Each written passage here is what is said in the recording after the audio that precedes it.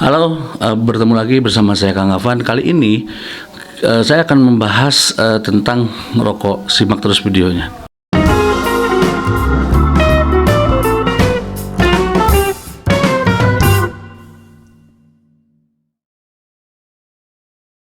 Mungkin kalian menemukan teman kalian atau di lingkungan kalian itu perokok-perokok yang sebetulnya kalau kalian perhatikan dan jeli itu mulai bergeser dari tipe rokoknya gitu. Yang biasanya misalnya rokok yang harga 25.000 ke atas misalnya sampai 30, sekarang mereka banyak yang beralih ke rokok-rokok yang murah gitu. Nah, saya juga menemukan fenomena ini dari mulai 2023 mungkin sesuai dengan kenaikan harga cukai rokok gitu ya.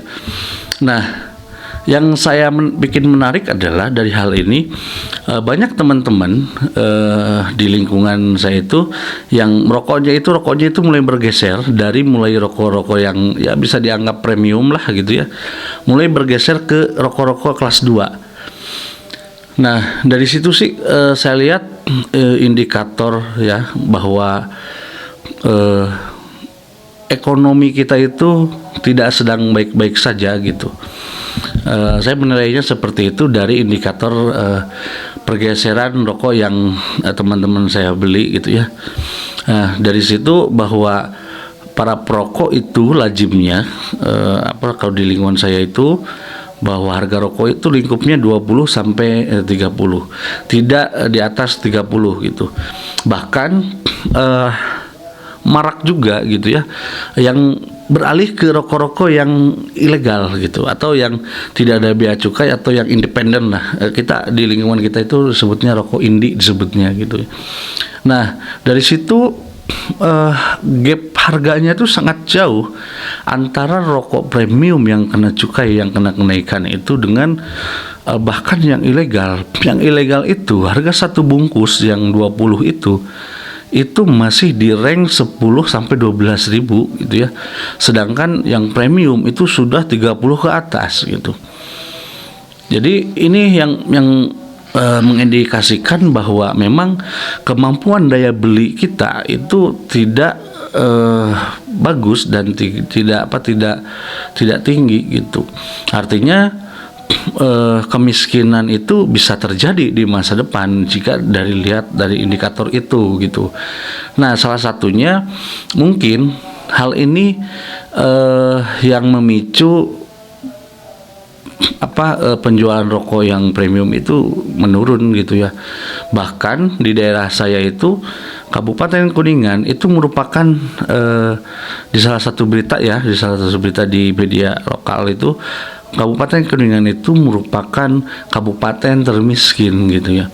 Jadi marak gitu ya rokok-rokok yang aneh-aneh gitu, yang biasanya misalnya merek-merek yang populer gitu ya, yang banyak iklan. Nah, sekarang itu rokok teman-teman tuh macam-macam dan aneh-aneh gitu, yang namanya tuh entah apalah itulah, jadi aneh-aneh gitu. Tapi yang penting masih bisa merokok. Nah, hal ini saya kira tidak senada dengan keinginan pemerintah, karena pemerintah mungkin inginnya itu ketika harga cukai rokok itu dinaikkan, mungkin menginginkan bahwa batas umur perokok itu yang di bawah umur itu menjadi menurun gitu. Tapi fakta di lapangan yang saya temui itu sebetulnya mungkin bisa menurun juga, tapi lebih bergeser ke rokok-rokok yang lebih murah gitu. Jadi tidak menghilangkan bahwa jumlah perokok itu berkurang, tapi lebih ke bergeser jenis rokoknya gitu. Nah, ini juga saya kira perlu dipertimbangkan, karena negara juga mendapatkan banyak gitu ya dari pemasukan dari rokok itu, sehingga jangan hanya melihat masalah rokok ini sepihak dari sisi kesehatan saja, karena banyak aspek lain yang memang harus dipertimbangkan gitu ya. Misalnya kalau di lingkungan saya tuh ketika tahlil itu tahlil itu biasanya tuh suka ada yang rokok itu di dalam gelas gitu ya, di gelas gitu. Kemudian juga dalam tukang kuli segala macam pegawai petani itu masih banyak yang merokok gitu ya, sehingga dan pengalaman saya tuh yang saya temui gitu, ada orang tua yang sangat intinya merokoknya itu sangat kuat sekali gitu, bahkan sampai tua itu ketika dicek kesehatan itu ternyata sehat gitu. Nah, artinya mungkin by kasus gitu ya, tidak semua tidak semua orang itu berdampak dari rokok gitu ya. Bisa jadi seperti itu.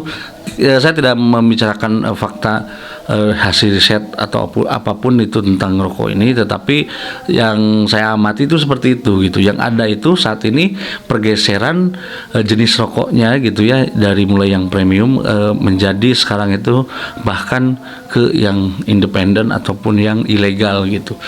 Nah, jadi kebijakan pemerintah menaikkan cukai rokok ini menurut saya ini membuka luang yang selebar-lebarnya justru untuk rokok-rokok ilegal masuk gitu ya.